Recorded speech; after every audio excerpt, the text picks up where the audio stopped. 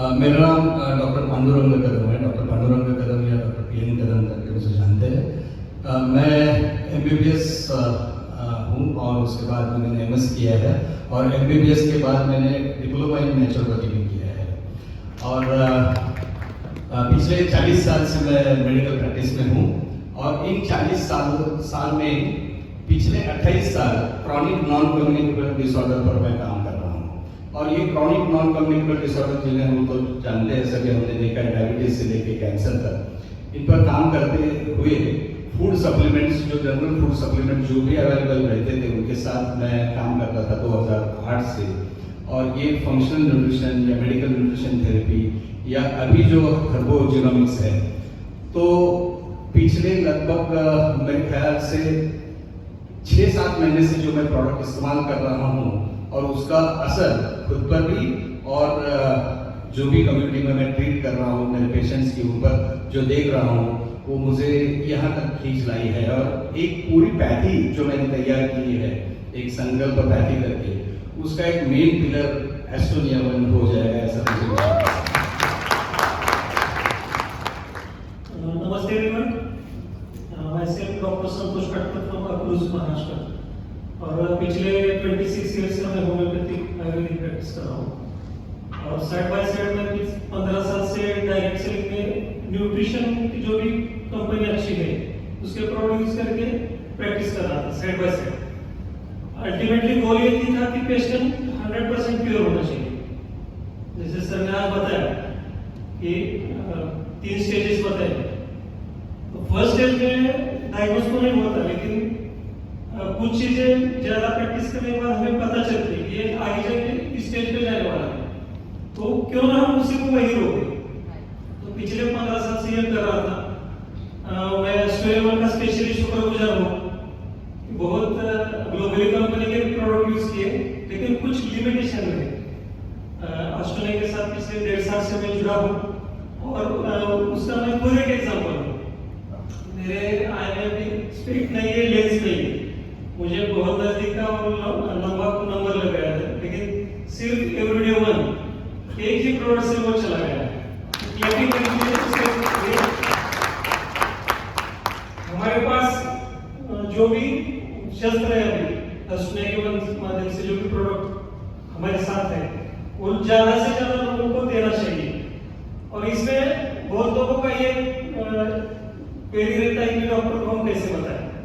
अभी आप इतने सब डॉक्टर को देख रहे हैं तो आपको खुद का कॉन्फिडेंस बड़ा होगा, क्योंकि हर एक डॉक्टर के अंदर वो डॉक्टर क्यों बनाए, लोगों के अच्छे के लिए बनाए, लोगों को जल्दी ठीक करने के लिए बनाए, लेकिन उसके पास वो शस्त्र नहीं है, उसके पास वो चारा नहीं है, इसलिए वो भी ढूंढ रहा है और वो दिखाने का काम आपको करना है। ये मैं सबको सजेशन दूंगा। हम आपके साथ हैं, सर हमारे साथ हैं। Thank you very much sir. Thank you. नमस्कार, मैं डॉक्टर जयशंकर विभूति अक्रूज महाराष्ट्र से हूँ। पिछले 27 साल से जनरल प्रैक्टिस में कर रहा हूँ मैं एज ए जनरल प्रैक्टिशनर में। और पिछले 3 साल में मैंने एक ICU centre multi speciality hospital एक ओपन किया है, जहाँ डॉक्टर्स और इंटर्निस्ट भी जॉब कर रहे हैं।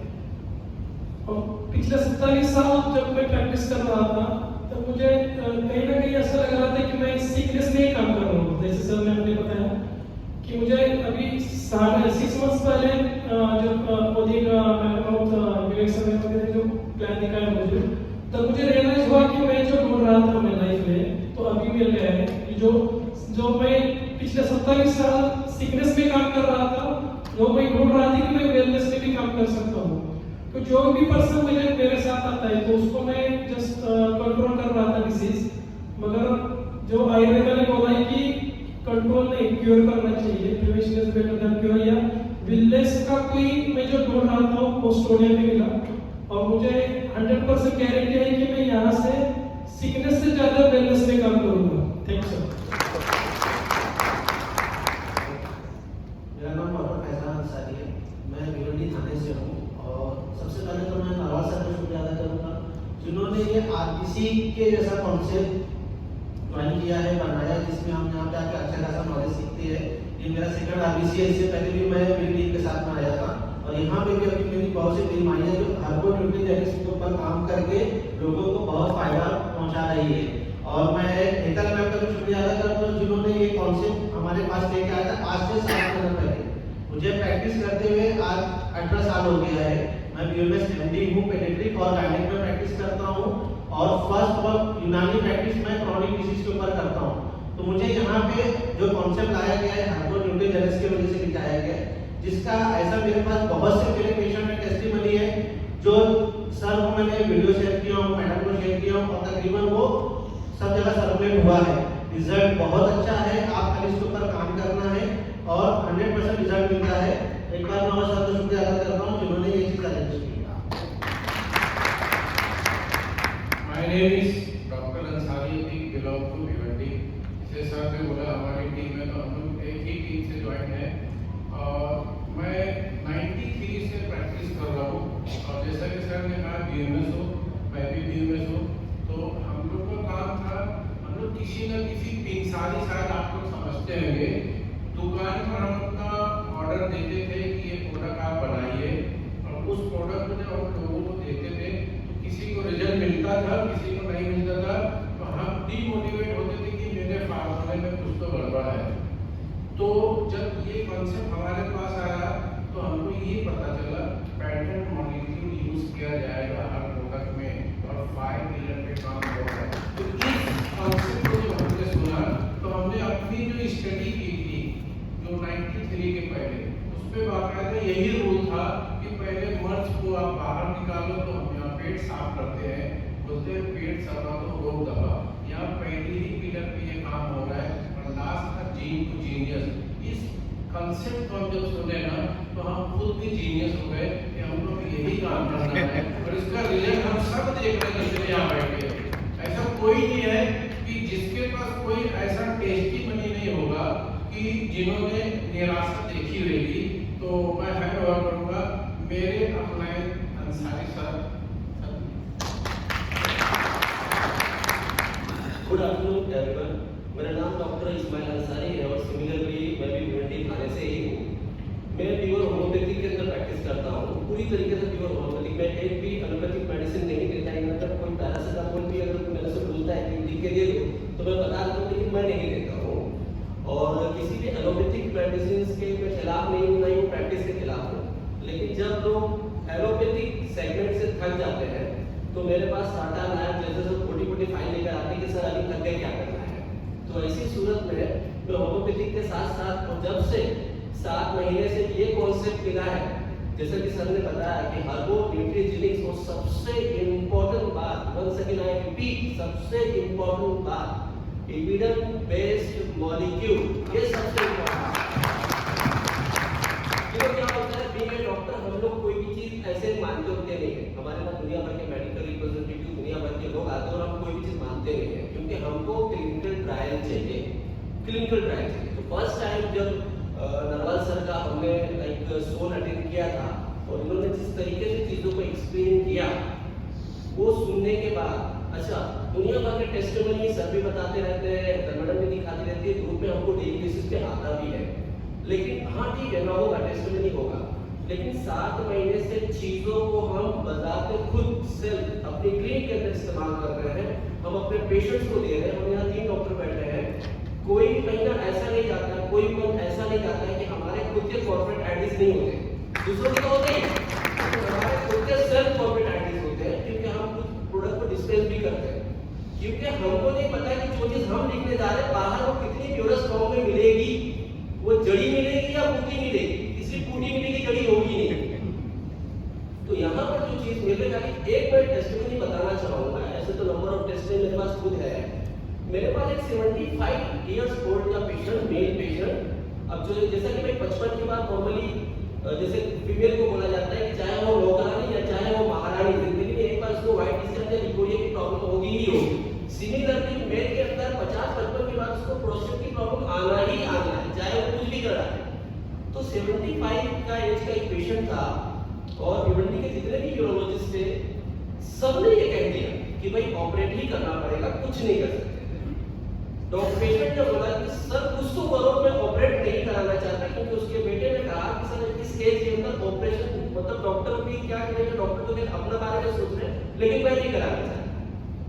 तो मुझे जो देना था, लेकिन सिर्फ मैंने प्रोस्टेट 1 अपना एक प्रोडक्ट को रिकमेंड किया जस्ट ट्रायल बेसिस पे, जो कि मुझे साथ में अश्वगंधा भी देना था, लेकिन मैंने सिर्फ प्रोस्टेट 1 एक ही प्रोडक्ट दिया। एंड इवन मुझे भी I also lot of surprise और शॉक कि जस्ट 2 बॉटल के अंदर उसकी जितने भी प्रोस्टेट रिलेटेड कॉम्प्लिकेशन थी वो सब के सब खत्म हो गई।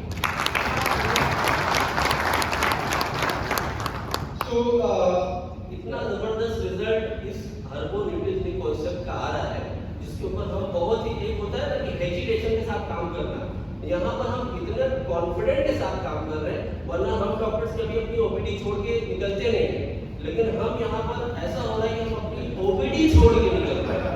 ये बहुत तो आज फायदा बड़ा मुझे आने वाला है, क्योंकि मैं अकेला पड़ जाता था। तो आज मैं भी अपनी दिल की भड़ास निकालना चाहता है। प्लीज डोंट ऐसे वर्ड को यूज मैं जनरली करता नहीं, बट फिर भी मन कर रहा है। डॉक्टर पांडुरंग की तरफ मैं जाना चाहूंगा। डॉक्टर साहब, जो साइकोसोमैटिक जो कंडीशन है, basically the main reason of today's जो प्रॉब्लम है, बीइंग ए डॉक्टर, आप एज ए हर्बोलॉजिस्ट को उस कंडीशन को कैसे आप यूज कर सकते हैं? पहले तो वो कंडीशन क्या होता है कि मैं तो बताता ही रहता हूँ, मैंने तो पका ही दिया है, अब पकने के बारे में पता है। तो मैं चाहता हूँ आप भी कुछ अपने ज्ञान से इनको थोड़ा सा प्रकाशित करें कि वो क्या चीज है और कैसे हर्बोलॉजिस्ट उसमें एक सॉल्यूशन बन सकता है। इसके लिए मैं थोड़ा सा पीछे चलना चाहूँगा, मतलब मेरे प्रैक्टिस के पीक पीरियड पे। बाय द वे, मैं खुद एक्चुअली गायनेकोलॉजिस्ट भी हूँ और सर्जन भी हूँ। तो 3-3.5 हज़ार डिलीवरी करने के बाद और 2000 से ऊपर सर्जरी करने के बाद और एज ए फिजिशियन हजारों पेशेंट मैं देखता था, मतलब हर रोज 100-150 पेशेंट थे वो थी। लेकिन मुझे पता चल रहा था कि बहुत सारी बीमारियां ऐसी है जो आज ये सब बैठे हुए डॉक्टर भी मानते हैं और बहुत सारे डॉक्टर मानते हैं, रास्ता क्या है किसी को पता नहीं। तो बहुत सारी बीमारियां ऐसी है जो हमारी एमबीबीएस के नॉलेज से, एमडी के नॉलेज से, एमएस के नॉलेज से भी बाहर है और जिनका कोई रास्ता, खास तौर से कोई रास्ता मॉडर्न मेडिसिन में नहीं है, लिमिटेड है। तो मैंने तय किया कि जो हमारी एलोपैथी है, मॉडर्न मेडिसिन है, ये तो अच्छी है इमरजेंसी के लिए, उसके सिवा कोई दूसरा रास्ता नहीं, उसको खाली क्रिटिसाइज करने से कुछ नहीं। लेकिन जहाँ तक सवाल है उसका जो एक बेसिक रोल है, सिम्टम्स को रिलीफ देना, सिम्टम्स को कम करना, उसके बाद में जब तक कोई दूसरा रास्ता अपनाया नहीं जाता, जो हम कल से यहाँ डिस्कस कर रहे हैं, जो 6 डॉक्टर्स की बात कर रहे हैं या ये हम हर्बोलॉजिस्ट पे पहुंचे हैं, तो ऐसा कोई दूसरा रास्ता नहीं मिलता, तब तक उसके ऊपर कोई राहत नहीं मिलती। तो 1996-97 में मैंने तय किया कि जो भी अच्छाइयाँ है, अलग अलग घाटी में जो अच्छाइयाँ है, उनको इकट्ठा किया गया।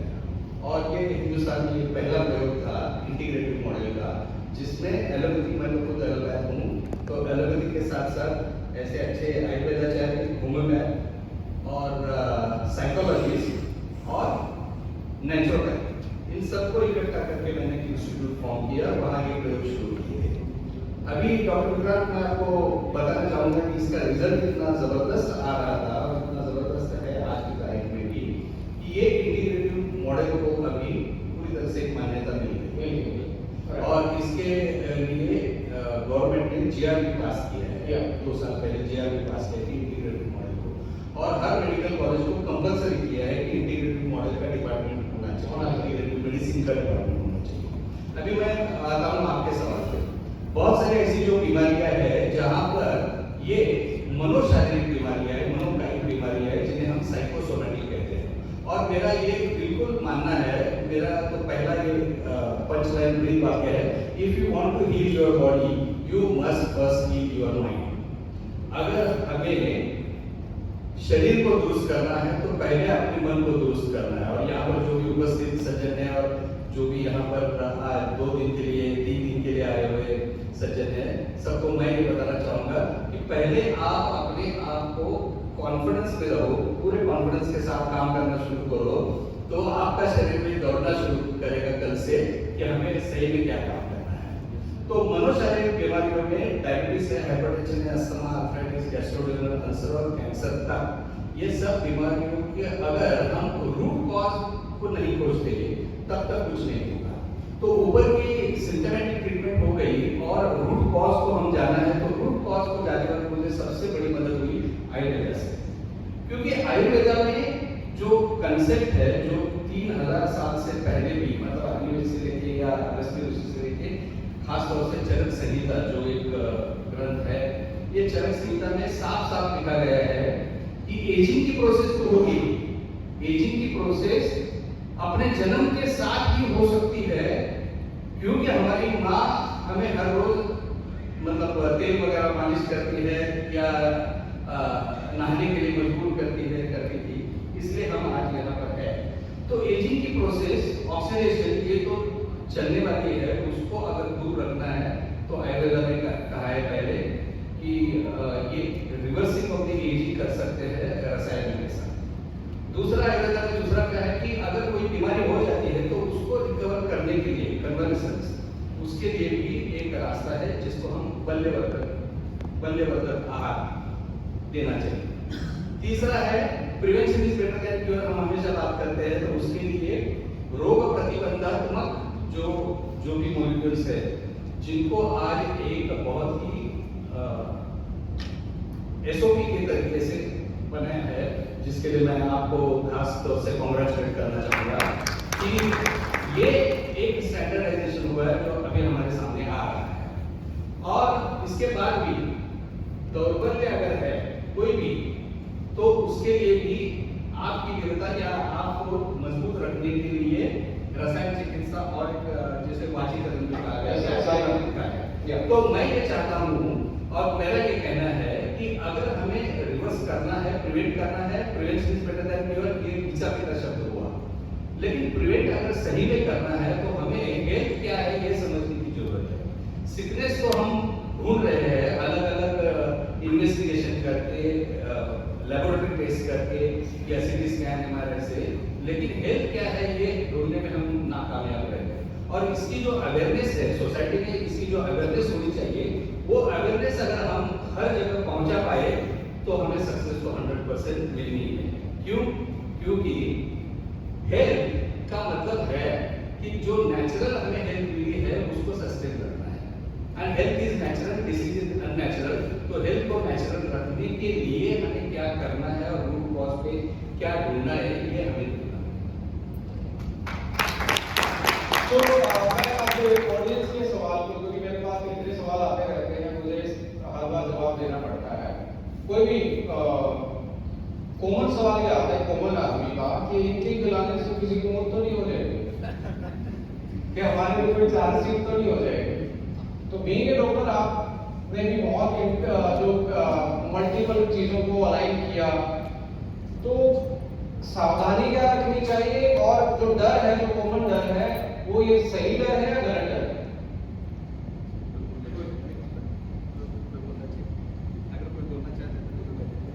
आप ही बता दीजिए, आप सेंटर में बैठे हैं और सेंटर वाले से पूछेंगे।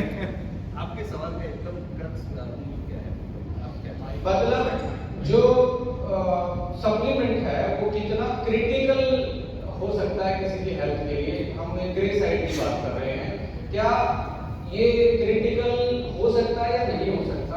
दैट इज द बहुत ही इम्पोर्टेंट क्वेश्चन पूछा है, और इसका जवाब मैं इस तरह से देना चाहूंगा। कल से जो आप बात कर रहे हैं कि हमारे शरीर के लिए, हमारे स्वास्थ्य के लिए और हमारा जीवन मतलब क्या है, पहले हम समझ लें कि हमारा जीवन क्या है, व्हाट इज आवर लाइफ। तो हमारा जीवन मतलब क्या है, हमें जो बचपन से कंडीशनिंग की गई है, वो कंडीशनिंग, क्या खाना है, क्या पीना है, कैसे रहना है, वो कंडीशनिंग हमारी हैबिट्स। दूसरा है हमारे थॉट प्रोसेस, हमारे विचार, और तीसरा सबसे इम्पोर्टेंट है हम क्या खाते हैं, कब खाते हैं, कैसे खाते हैं, ये आहार। तो ये तीन है जिन्हें हम पहले के जमाने में आहार विहार विचार ऐसे सूत्रों से कहते थे, वही ये अभी मॉडर्न, ये जो मॉडर्न साइंस है, ये मॉडर्न साइंस के तहत अब हम देख सकते हैं इनको। आहार मतलब जो हमने अभी राइट। दूसरा है विहार, जिसे हम मेटाबोलॉम कहते हैं। तो माइक्रोबियम, मेटाबोलॉम और माइंडसेट, ये तीन चीजें हैं। अब इस सबसे इम्पोर्टेंट जो बात विक्रम सर शायद जानना चाहते हैं, जो वो जानते हैं लेकिन आप सबके लिए वो मेरे मुंह से बुलवाना चाहते हैं, ऐसा मुझे लगता है, वो ये है कि एक तो कोई डिफिशियंसी रहेगी या सफिशिएंसी रहेगी या फिर समथिंग बहुत एक्सेस रहेगा, एक्सेस हो जाएगा। अभी हमें क्या चाहिए जिंदगी में? बैलेंस चाहिए, डिफिशियंसी नहीं चाहिए और एक्सेस भी नहीं चाहिए। कोई भी चीज अगर एक ही चीज बार बार और बहुत ज्यादा अगर आप लेते रहो तो केवल शराब ही नहीं, कोई भी चीज नुकसानदायक हो सकती है। लेकिन अगर कोई चीज अगर हम बैलेंस करने की कोशिश करते हैं तो डिफिशियंसी क्या है वो जानना भी जरूरत है, जिसके लिए शायद आपको डॉक्टर्स की जरूरत पड़ती है। लेकिन मैं आपको वादा करता हूँ, आप अगर सीखना चाहते हो तो आप में से हर कोई, शायद आपके पास कोई डिग्री ना हो लेकिन एक डॉक्टर से भी ज्यादा अच्छा काम आप लोग कर सकते हो। पिछले मेरे लगभग 15-16 साल की प्रैक्टिस में आप जैसे बहुत सारे लोग जो ये जानना चाहते थे, जैसे डॉक्टर साहब भी कह रहे थे कि बाबा कुछ नहीं हो रहा है, फाइल पे फाइल बनती जा रही है, डॉक्टर टू डॉक्टर। मैं इनको हमेशा कहता हूँ कि डॉक्टर शॉपिंग मतलब क्या है, ये डॉक्टर यहाँ से मिल रहा है, दूसरा डॉक्टर, तीसरा डॉक्टर, फाइल, और ये डॉक्टर शॉपिंग खत्म होने के बाद किसी बड़े मॉल में एडमिट होगा, राइट? तो मैं एक्सरसाइज नहीं कर रहा हूँ। The fact is there are number of diseases and disorders on this planet where there is the remedy is only food, because thy food is thy medicine। आपकी आहार आपकी औषधि है, और इसीलिए ये एक तरह से औषधि आहार ये बन रहा है जिसका हमें लाभ उठाना चाहिए। तो मैम आप किस तरीके से इसको देखते हैं? बिकॉज आप इस कंपनी के साथ तो जब से एसोसिएट है, बीइंग ए वुमेन, आप लाइक सप्लीमेंट में कितना बिलीव करते थे इससे बाद या अभी, और आप किस तरीके से एक्सप्लेन करना चाहेंगे कि एक डॉक्टर की प्रैक्टिस में ये किस तरीके से फुलफिल कर सकता है या उसको एक गैप को ब्रिजिंग का काम कर सकता है जो आज हमारे पास नहीं है? जैसे सब ने उस ग्रे एरिया की बात की, जैसे ऑर्थोपेडिक डिसऑर्डर है, that is a grey area of medical science, कि वहाँ पे ऑलमोस्ट सारी मॉडर्न मेडिसिन काम करना बंद कर जाती है। तो ऐसे बहुत सारे और भी ग्रे एरिया है, ऑटोइम्यून डिसऑर्डर के साथ जेनेटिक जो प्रॉब्लम है वो भी ग्रे एरिया है। So being a lady doctor, being a professional, as a urban nutritionist, आपकी लाइफ में आपको क्या लगता है, क्या बेस को क्या फुलफिल कर सकता है, क्या गैप को कंप्लीट कर सकता है, या किस तरीके से देखते हैं? आपको फुलफिल कर सकता है, क्योंकि हर एक वुमन को डिफिशियंसी रहती है, आयरन डिफिशियंसी, कैल्शियम डिफिशियंसी, ये सारे डिफिशियंसियों का फुलफिल कर सकता है हार्मोन न्यूट्रिशनिस्ट। और सिस्टम में आने से पहले मैं इसका आंसर नहीं दे पाती कि ये हमारे लिए हार्मफुल है या अच्छा है, पर सिस्टम से जुड़ने के बाद अभी मुझे ऐसा लगता है। हमारे डेली प्रैक्टिस में पेशेंट को हमें पता है कि एंटीबायोटिक उसके लिए हार्मफुल है, फिर भी हम उसको एंटीबायोटिक्स देते हैं, और पेन किलर भी पता है सबको कि वो हार्मफुल है, फिर भी उसको हम पेन किलर देते हैं। पर जब हम जान चुके हैं अभी कि हर्बल न्यूट्रिशनिस्ट उनके लिए क्या है, तो हम उनको वो क्यों वो ही देना हम पसंद करेंगे, और वो उसी से सबकी उनकी जो डिफिशियंसी है, और जो हमारे पास मतलब मेरा कहने का ये है कि वेलनेस की तरफ से हम उनको वेलनेस की तरफ ले जाए, उनकी बीमारी मतलब पेन पे वर्क ना करते हुए उनकी पेन मिटाने का इस पे हम ज़्यादा वर्क करना चाहिए। और एज ए फिटनेस ट्रेनर मुझे मैं हर एक अभी 15 दिन से ये रिकमेंड कर रही हूँ R1। तो जो लेडीज मेरे पास वर्कआउट के लिए आती है, तो मेरा एक वर्कआउट रहता है जो स्टेयर्स पे करते हैं, एरोबिक्स बोला जाता है उसे। कुछ लेडीज मेरे पास ऐसे थे कि उनको प्लेन फ्लोर पे वर्कआउट करना पड़ता था, जिस दिन एक डे रहता है उस पे स्टेयर्स वर्कआउट रहता है, पर उस दिन कोई स्टेयर्स वर्कआउट नहीं करता था, बिकॉज हर एक को घुटने का पेन था, किसी को लो बैक पेन था। पर जब से मैंने उनको आर्थो स्टार्ट किया, आश्वासन स्टार्ट किया, उसके बाद से 5-6 दिन में मतलब ऐसा रिजल्ट क्रिएट किया कि वो अभी मुझे बोलते हैं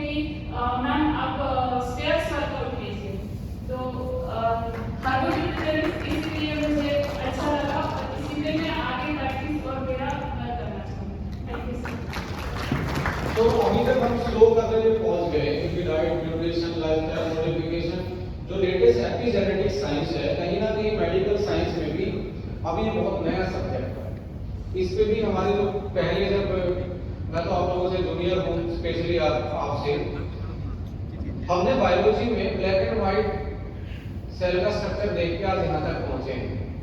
जैसे मैं बोलता हूँ गुफाओं से गोवा तक तो पहुंच गए, तो हमारे टाइम पे 3D मॉडल तो था नहीं। आज के एज ए प्रैक्टिशनर आप क्या फील करते हैं कि इसमें भी मेडिकल साइंस में बहुत सारे पुराने डॉक्टर्स को इसको वैल्यू एडिशन में सीखना पड़ेगा आने वाले टाइम में, जिससे अपनी प्रैक्टिस को रन करना है, तो कैसे वो अपनी वैल्यू एडिशन में लेके जाएंगे इन सारी चीजों को, उस पर थोड़ा बहुत आप डिस्कस कर सकते हैं, जिसमें हार्मोन न्यूट्रिजेनिक्स पे रोल प्ले कर सकता हो और यंग फ्यूल स्पेशली जो सेलुलर रिवर्सिंग की बात है। हेलो, जैसे अभी मैं बात कर रहा हूँ, विक्रांत सर जैसे बात कर रहे हैं, अभी इन्होंने पहले एक सवाल पूछा था कि सप्लीमेंट देने के टाइम अगर कोई पूछता है कि सप्लीमेंट देने से जान तो नहीं चली जाएगी, तो वहां पर मैं आपको एक पॉइंट बताना चाहता हूँ कि जैसे बताया इन्होंने डॉक्टर साहब ने कि डेफिशिएंसी होती है, सफिशिएंसी होती है, तो उस हिसाब से हमारे बॉडी को जिस जिस चीज की नीड है, जो मतलब न्यूट्रिशन की नीड है, अगर वो कहीं से कम हो रहा है या तो मान लो कि लेवल पे चल रहा है, अगर हमने सप्लीमेंट दे भी दी, आपने कभी सुना है कि बहुत ज्यादा हल्दी खाने से किसी की मौत हुई है आज तक? किसी ने सुना होगा, हाथ खड़ा करिए। या ये बंदा बहुत आलू खा रहा है, ये एकदम मतलब 100, 150, 200 किलो का हो गया, कभी सुना आपने? क्यों नहीं हो रहा है? बस जनरली क्या कहा जाता है, जब डायबिटीज जैसा प्रॉब्लम आता है तो ये बोला जाता है कि ये आलू कम करो, चावल कम करो। ये कम करने की बात, ये मेडिसिनल बात नहीं कर रहा हूँ, ये जो हम जो फूड भी खा रहे हैं ना, वो भी सप्लीमेंट है। जैसे ये चावल है तो वो भी सप्लीमेंट ही है बॉडी के लिए, आलू भी सप्लीमेंट है, जिसको हम क्या कहते हैं, न्यूट्रिशन। तो कोई मान लो अगर आलू ज्यादा खा रहा है, चावल ज्यादा खा रहा है, तो उसका डायबिटीज बढ़ रहा है, तो लोगों को ये समझ में आता है कि चावल इसके कम करवाओ, ये करवाओ। एक्चुअली मैंने 22 साल की प्रैक्टिस में ये देखा है कि जब भी कोई पेशेंट मेरे पास आता है, कह के आता है कि मुझे पेट में दर्द हो रहा है, मान लो सर में दर्द हो रहा है, तो उसका हम नाड़ी चेक करते हैं, आयुर्वेदिक नाड़ी विज्ञान, नाड़ी चेक करते हैं, उनका रूटीन पूछते हैं, उनका मतलब रूटीन लाइफस्टाइल क्या है, कब खाना खाता है, क्या जॉब कर रहा है, कब आता है, कब जाता है, वो थोड़ी हम इंफॉर्मेशन ले लेते हैं और उससे ये पता चलता है कि ये इंसान का जो रूटीन होना चाहिए, जैसे एक स्टैंडर्ड रूटीन होना चाहिए, वो थोड़ा डिस्टर्ब है। तो मान लो कि मैंने उनको अश्वगंधा दे दिया या कोई भी एक और जड़ी बूटी दे दी मैंने उनको।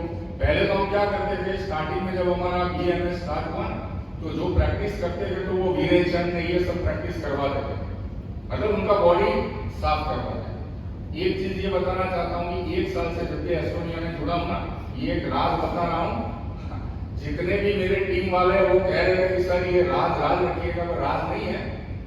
लिवो केयर मतलब हमारा जो लिवो 1 और GPM, ये दोनों इतनी खतरनाक प्रोडक्ट है एस्टोनिया की, अगर इससे आपने स्टार्ट करवा दिया किसी को, तो आप समझ लो कि किसी भी मतलब तकलीफ को लेकर अगर इंसान आ रहा है, मैं बात की ऑर्थोवन, जैसे मैडम ने बोला मैं ऑर्थोवन देती हूँ, साथ में अगर मान लो अश्वावन दे रहे हैं, अगर ऑर्थोवन और अश्वावन के पहले अगर पेट में GPM चला जाए या लिवो 1 चला जाए, मैं आपको 100% श्योरिटी दे सकता हूं कि जो रिजल्ट 15 दिन में ले रहा है ना, वो रिजल्ट 8 से 10 दिन में आ जाए।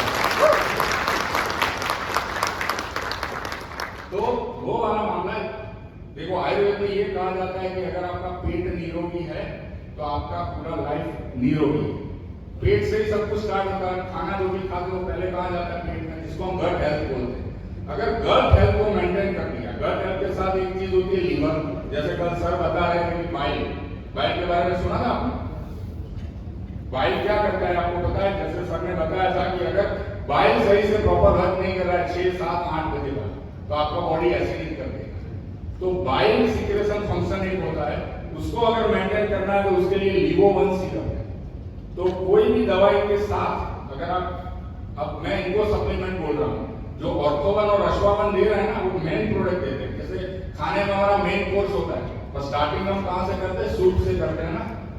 तो समझ लो कि किसी भी पेशेंट के लिए GPM और लिवो 1 एक सूप है।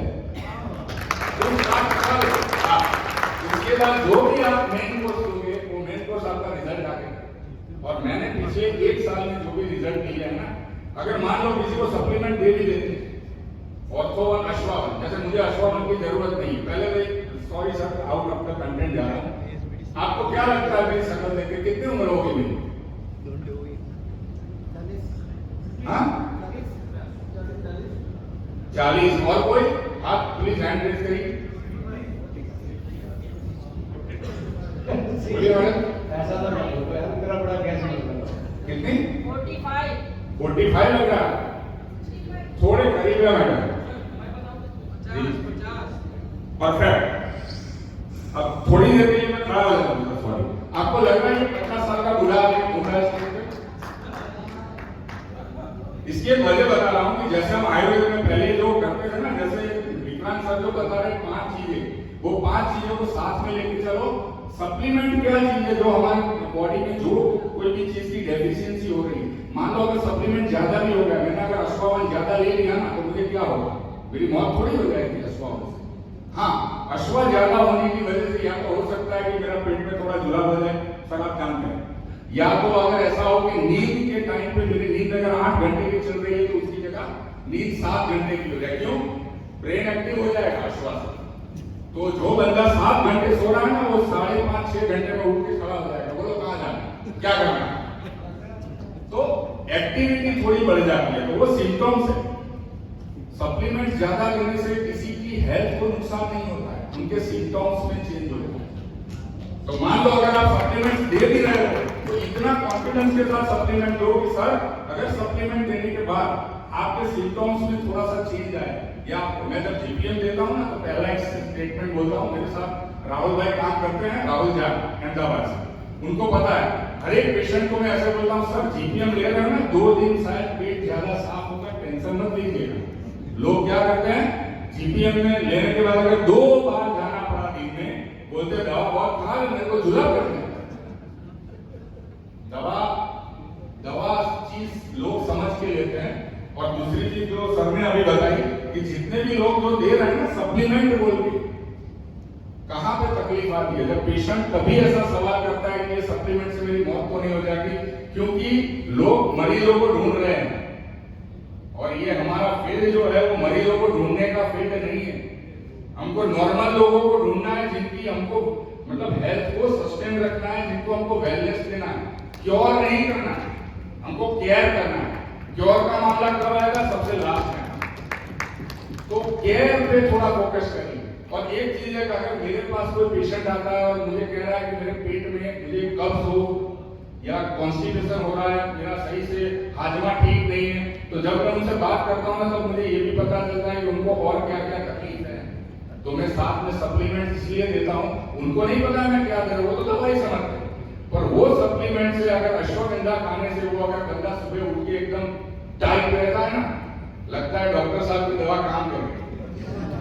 और मेरा लास्ट 20-25 साल से मेरी एक्सपर्टाइज है इनफर्टिलिटी में, थायराइड है।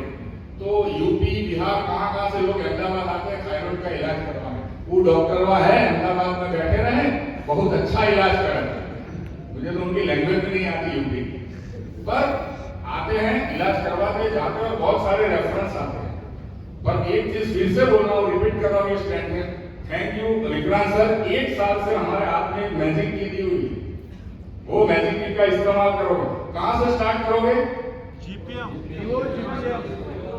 लीवो1 जीपीएम, बाद में यंग फ्यूल तक लेके जाना है, क्योंकि लास्ट जो हमारा फॉर्मूला एंटी एजिंग है और लोगों को एंटी एजिंग के बारे में पता ही नहीं है।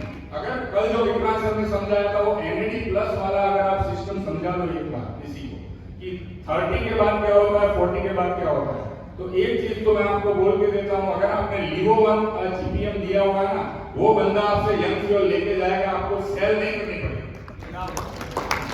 थैंक यू लंच का हम एक्सचेंज कर चुके हैं। अब लास्ट 2 मिनट में क्लोजअप चाहूंगा मैं, क्योंकि कल मेरी सर के साथ काफी लंबी डिस्कशन हुई कि कैसे हमारा हेल्थ सिस्टम जो मेडिकल सिस्टम इवॉल्व हो रहा है, मॉडर्न मेडिसिन कैसे कहाँ जाके फंस रही है, किन चीज़ों के लिए एक पेशेंट आ रहा है और हम हमारे पास किन चीज़ों की कमियां हैं। सो फाइनल पद चाहूँगा इस सेरेमनी को क्लोज करने के लिए, क्योंकि आप पिछले इन पर्टिकुलर चीज़ों के कॉम्बिनेशंस के साथ आप पिछले 40 साल से प्रैक्टिस कर रहे हैं। सो आप क्या लास्ट में क्या मंत्र देना चाहेंगे? मैं सब लोगों को एक ही आज का एक मंत्र देना चाहूँगा। पहले तो अपना टैगलाइन थोड़ा मतलब एस्ट्रोनिया वर्ल्ड का आयुर्वेदा के हिसाब से भी एक एक्स्ट्रा टैगलाइन होना चाहिए, जो एक्चुअली ये सब आयुर्वेदाचार्य अच्छी तरह से जानते हैं कि स्वस्थ से स्वास्थ्य रक्षणम अतुलस्य विकार प्रशमनम, ये दोनों करने की ताकत अपने प्रोडक्ट में है। तो इसके लिए मैं आपने जो रिसर्च किया और आपके रिसर्च के बारे में जो मैंने सुना था और जो भी मैंने देखा है अपनी आंखों के सामने, तो उसके लिए हार्टी कांग्रेचुलेशंस। बायोमोलिक्यूल्स और न्यूट्रिशनिक्स इस विषय पर मैं खुद काम कर रहा हूँ काफ़ी सालों से और ढूंढ रहा था कि कहाँ सबसे अच्छे प्रोडक्ट्स मिले हुए हैं। मैं आप सब लोगों को एक बहुत इंपॉर्टेंट मंत्र बताना चाहता हूँ। हमारा जो न्यूट्रिशन है, ये न्यूट्रिएंट्स और ये खाने पीने के हमारे आदतें हैं, वो हमारे बिहेवियर पे, हमारे वर्तन पे परिणाम करती है, ये हम सब जानते हैं। जैसे आपने ने कहा था कि आप राजसी फूड खाओगे तो क्या होगा, तामसी फूड खाओगे तो क्या होगा, और सात्विक फूड खाओगे तो क्या होगा, राइट। इसके अलावा थोड़ा सा हम एडवांस अभी जब हम सोच सकते हैं कि हम जो भी खाते हैं उसका परिणाम हमारे दिमाग में तुरंत हो जाता है। जिस पर 2014 में एक गट ब्रेन एक्सेस करके मैंने इंटरनेशनल पेपर प्रेजेंटेशन किया था, तो सब लोग चकरा गए थे कि ऐसे कैसे हो सकता है। तो वहाँ पर हमने प्रूव भी किया कि अगर हम 180 ml अगर लेंगे तो 1 घंटे के बाद दिमागी हालत अलग होगी। और अगर हम दूध पीते हैं तो क्या होता है, चाय पीते हैं तो क्या होता है। तो हर चीज जो अंदर जा रही है वो अपने शरीर में एब्सॉर्ब हो रही है और उसका कोई ना कोई परिणाम हमारे पूरे दिल, दिमाग और पूरे शरीर मेटाबॉलिज्म पर हो रहा है। यस और नो? Yes sir. इनके स्टाइल में थोड़ा बोलना पड़ता है actually.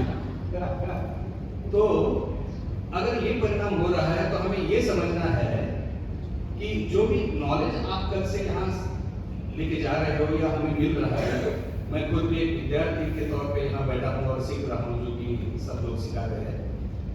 Knowledge is of 2 types, ज्ञान 2 तरीके का रहता है। Knowledge which does not change the human behaviour and knowledge which actually affects and impacts the human behaviour. और मैं सोच रहा हूँ कि ये जो ज्ञान हमें यहाँ मिल रहा है वो हमारे बिहेवियर पे उसका असर होना चाहिए। क्यों? क्योंकि न्यूट्रिएंट्स जो है वो 2 तरीके के रहते हैं। Nutrients which are essential nutrients, जिसमें हम कार्बोहाइड्रेट, फैट, प्रोटीन, ये सब इसेंशियल न्यूट्रिएंट्स हम मानते हैं, इंक्लूडिंग सब। लेकिन न्यूट्रिएंट्स उसमें इसेंशियल न्यूट्रिएंट्स जिनमें कोई कैलोरीफिक वैल्यू नहीं है, नॉन इसेंशियल लेकिन दोज आर इंपॉर्टेंट, ये सभी न्यूट्रिजोनोमिक्स में शामिल है, न्यूट्रिजोनोमिक्स। तो इसलिए मैं चाहता हूं कि इनको हम ठीक तरह से अगर समझ लेते हैं कि हमारे शरीर में जो पैदा नहीं होता, जिसको बाहर से आना चाहिए वो नहीं मिल रहा है, because of multiple reasons which we are discussing since yesterday, वो अगर हमें एक कॉम्पैक्ट स्वरूप में मिल रहा है, SOP, standard of preparation, standard of product और ये स्टैंडर्ड ऑफ जो मेथोडोलॉजी जो चल रही है ट्रेनिंग की, ये तीनों यहाँ मिल रही है। तो इसका पूरी तरह से आप अच्छी तरह से फायदा उठाओ, अच्छी तरह से काम करो और पूरे ताकत के साथ, आत्मविश्वास के साथ दुनिया के सामने जाओ। यश आपको जरूर मिलेगा। Thank you. आप लोगों ने कहीं ना कहीं मोरल को भी, कॉन्फिडेंस को भी बिल्ड किया है कि डॉक्टर को भी न्यूट्रिशन चाहिए, चाहे उसके पास कोई भी मेडिसिन क्यों ना हो।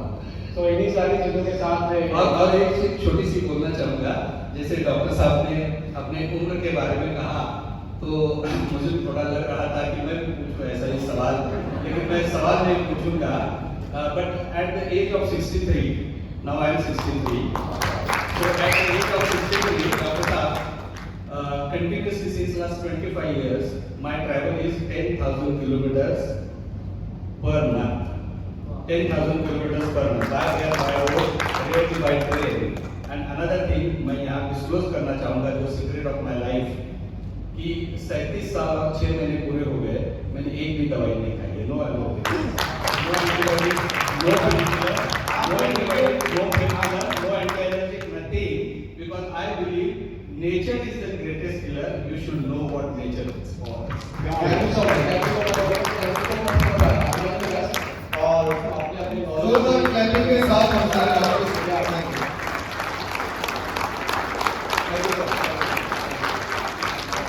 Thank you all the doctors